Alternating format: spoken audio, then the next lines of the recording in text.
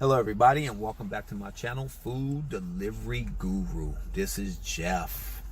And so I'm going to do a video about DoorDash, and in particular DoorDash customer rating. So if you're out there and you are rocking a red in customer rating on orange and you want to get back to the green, the safe haven, you might want to pay attention to some of these tips I'm going to give you, because this is what I do. And my ratings have consistently stayed in the 9s over the last 4 or 5 months. And I average about anywhere from 10 to 15 deliveries a day, 5 days a week. Okay. So if you are a new driver, don't worry, new drivers. DoorDash, and this might vary by area on new drivers, but I at least know up here in California, Sacramento area, that your ratings won't go into effect until you've done 25 deliveries. Okay. As far as DoorDash deactivating you for low ratings, I don't believe they will deactivate you until you've gotten to 200 or more rating deliveries. My bad. So the 100 is just based on 100 deliveries. You'll get a ratings for that. But overall, the deactivation doesn't come until after you get 200 deliveries. Now, if there's somebody out there that can prove me wrong and show me something in writing, let me know. Put it in the comments, because I'm a human being just like everybody else. Don't mean I'm right. Okay.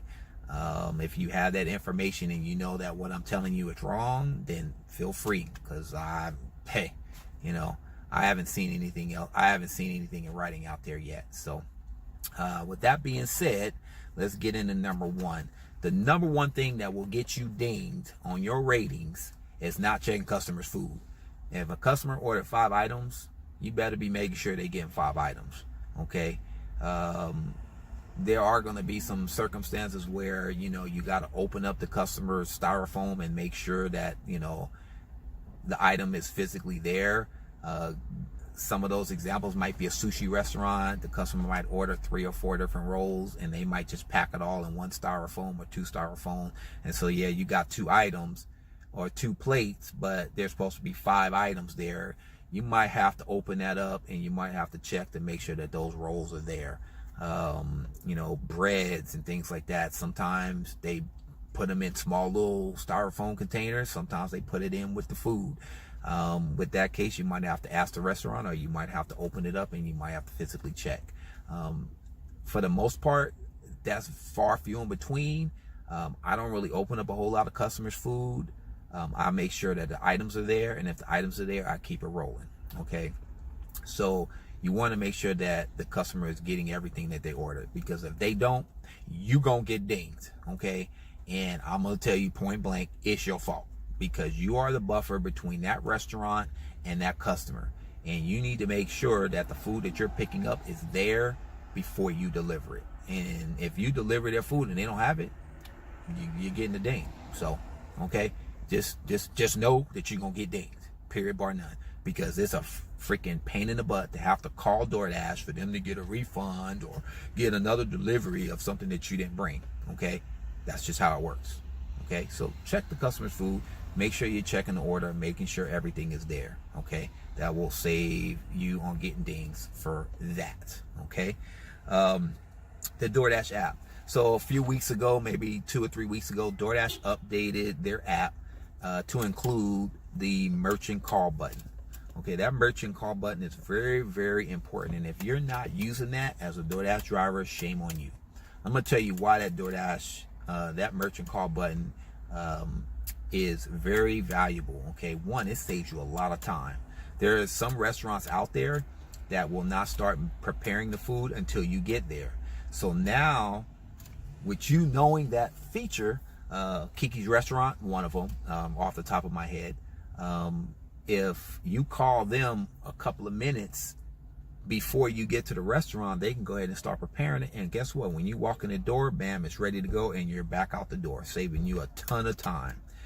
The other thing that the merchant call feature works for is, back in the day, if I took a long order that was maybe a good 15-20 minutes away, if that restaurant started cooking that food right when you got that order, or maybe another dasher had already refused it, but if you try to call that restaurant to get them to hold off on preparing that food or making that food until you get there, that's what your customer's food's not going to be cold. Okay. The second biggest thing that you're going to get dinged on is bringing a customer cold food. Okay. If anything that you can do to stop the customer's food from being cold, you need to try to do as a DoorDasher. So if you do take those long orders and you know that restaurant doesn't have a hot box, most pizza places have hot boxes, so that's not really a huge issue. But there are some restaurants, Denny's, IHOP, places like that, they don't have hot boxes.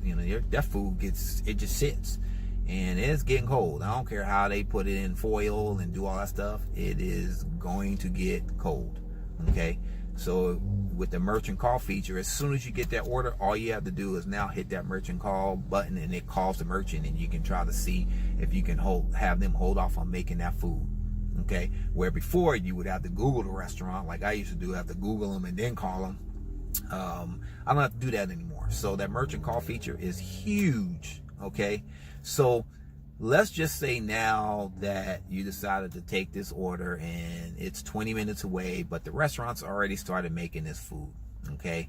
That's just going to be that communication with that customer to let them know that, you're 20 something minutes away, and the restaurant doesn't have a way to keep food warm, but you'll do the best of your ability. Okay. So that communication at that point is very, very important to let the customer know that they could possibly, don't put the word that their food's going to be cold, but just let them know that you're 20 minutes out and you try calling the restaurant and they've already started making it, that, you're going to do the best of their ability to get them their food as warm as possible.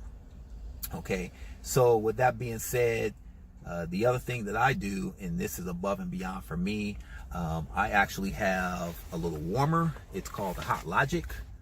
Bam, bam. It comes with a little plug-in to plug in your cigarette lighter, and doesn't have an off and on button, which sucks. You have to physically pull it out of the adapter if you don't want to use it. But it definitely keeps food hot, and it can, in a certain case, if the distance to where you're dropping the food off is a long distance, it will actually put some warmth back on that food. So that Hot Logic is $45. I got it off of Amazon. You can get it off of HSN, the QVC, and all them different places as well. But it sits in the bottom of my Grubhub bag, and when I go get the customer's food, I put it in my DoorDash bag or my Postmates bag or whatever, and I sit that bag right on top of the warmer. Now, it doesn't get hot enough to burn through the bags or do anything like that. You don't want to sit it on any plastic, because I kind of did burn the little plastic in my Grubhub bag because it was at a funny position. But it is hot. It does get hot. If that thing's been on for an hour and you put your palm on it, let me tell you, you're getting burnt. Okay. So it does the job that it's supposed to do, as far as what I needed to do, and that's to keep customers' food at a good temperature on delivery. So with that being said, like I said, it's $45. You can get it from Amazon. It's called a Hot Logic. And if that's something you want to invest in, it is a tax write-off. Okay, you're buying it and purchasing it for your business. If you're using, an app to track your taxes and things like I do, I use a Stride tax app. Their classification is hot bag. That's what I put it under. Okay, it's still a tax write-off. It's not like you're cheating the system or anything. You purchased it for your business, to use for your business, and it is a tax write-off. So to those that choose to want to invest in something like that, I don't get no credit. That's a free advertisement for Hot Logic. Okay, if I can figure out a way to put a link and make some money off of it, I would. Okay, so with that being said, let's go ahead and get into the other thing, the other tip that I do, and I think this is a must. Some drivers will disagree with me, but one of the things that I do is I go to the 99-cent store about every couple of weeks or so, and I spend about $3 or $4, And the things that I buy are paper plates, styrofoam plates, cups, napkins, what else? Straws, just things that I might have to replenish. Okay. And the reason why I buy this stuff, okay, because sometimes, like I said, when I go to grab an order, I don't ever check that order in the restaurant itself. I always bring it out to my car, because I kind of feel like, to me, it's like a little disrespectful just, taking it out on their counter after they already packed it and did all that stuff. I like to check it back in my car. And so if they forgot to put napkins or whatever, I'm not running back in there and doing all that. That's just too much, okay? Especially if you're going through the drive-thru and you grab the stuff and then they forget to put certain things in there. I'm not running back in there or stopping or doing none of that. I'm on a time frame. I'm trying to get this order delivered into the next.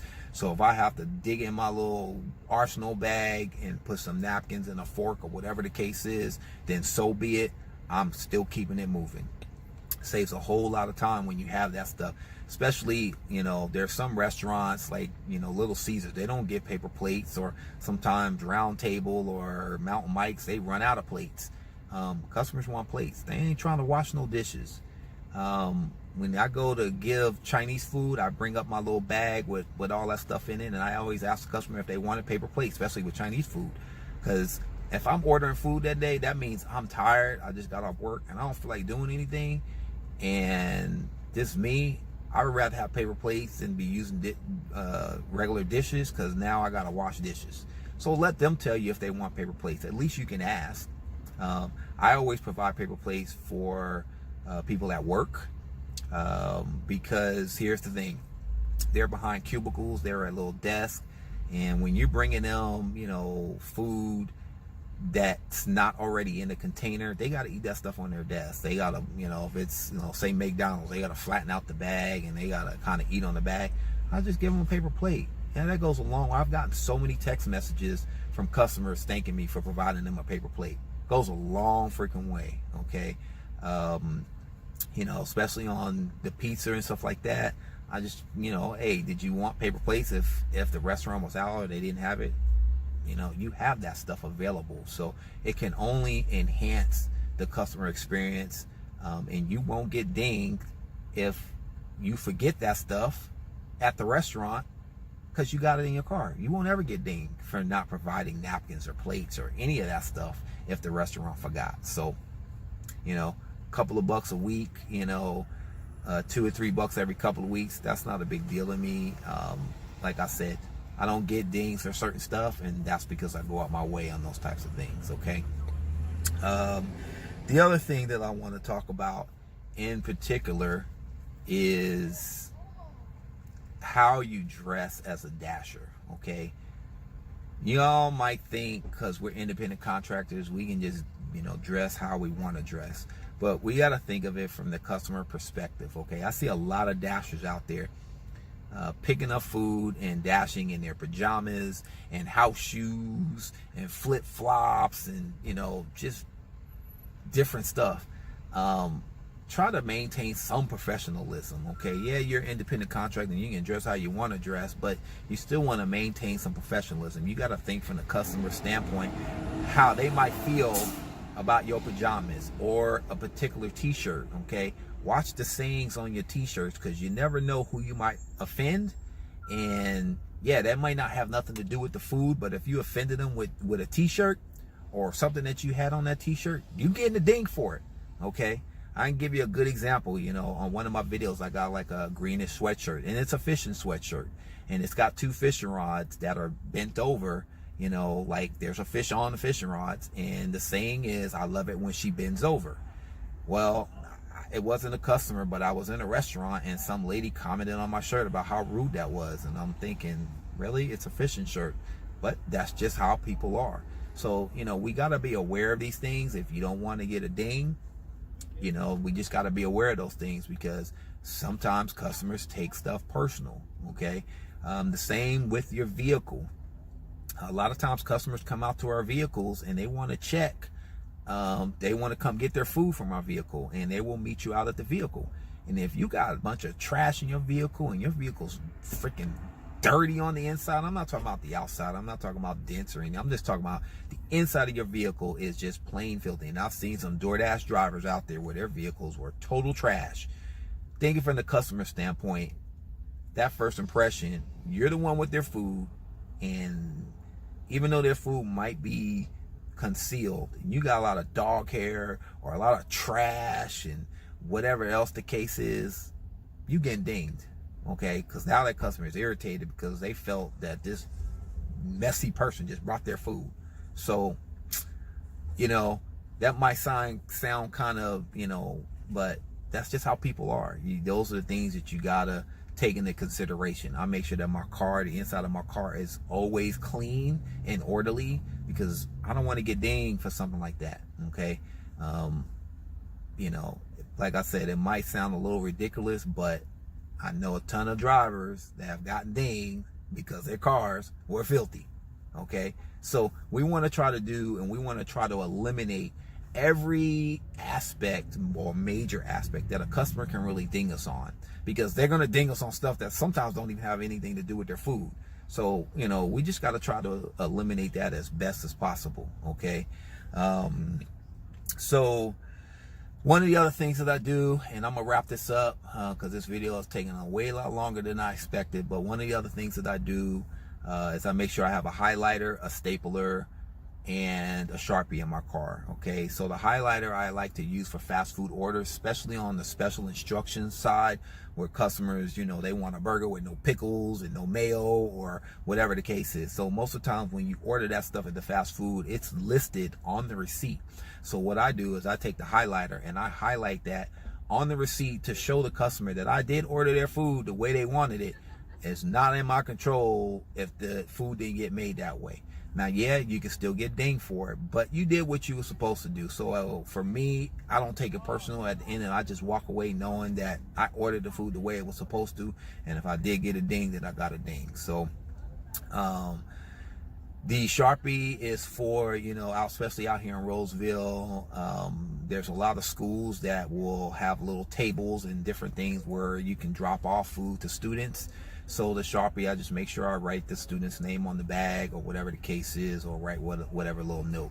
Okay, so that goes a long way, because sometimes, one time I did drop off some food and I didn't have my Sharpie or a pen or anything, and there was like 4 of the same Chick-fil-A bags, and I was like, oh crap, and none of them were labeled. So I was like, screw this. So I went into the office and I got a pen and put the student's name on it. So now I just make sure I keep a Sharpie, okay? And last but not least, if you want your customer rating to go up, all these things are great and they do help out. It helps limit you getting negative things. But if you really want to get your ratings up, people, make sure you're communicating with the customer and asking them to make sure they rate you on the app, okay?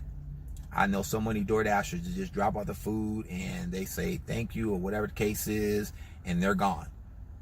You want to make sure that especially if your ratings are low, if you felt you did a good job, let that customer know when you're dropping off the food, hey, thank you for your order. I appreciate you. You're keeping me busy. That's something that I always do. Another tip. But you want to say, hey, if your food is good and everything's okay, please rate me appropriately on the app. It's very important to me. And tell them to have a great day. Okay, so those are the things that I do which keep my ratings up there. I did want to talk about the email. I do give out a little card which I leave with my customers that has my email on it. It says, please, I value your feedback. Please rate me appropriately on the app. So it does allow customers to go ahead and email me. That's above and beyond. You don't have to do that. Literally, all you have to do is ask the customer. But, sometimes I get some good feedback from customers when they do email me. I haven't got anything negative. If I did get something negative, it was about another driver. It wasn't about me personally. It was a previous experience that they had with another driver. So, like I said, those are some of the things that I do, and I hope this helps out.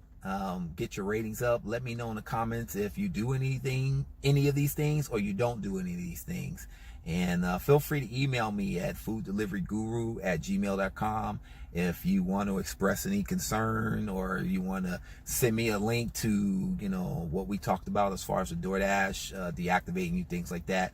You know, and I take all constructive criticism. So if you like my video, go ahead and subscribe. I'll continue to do some other videos and some other updates. Give me a thumbs up, and if you didn't like my video, you know what I said before, just give me a thumbs down. All right, happy dashing out there. Drive safe, people. Peace. All right, so here's a little snapshot of my ratings, as you can see right there, and then I'll just hit the ratings, and you can see 4.91, 95, 182, and 1,913 deliveries.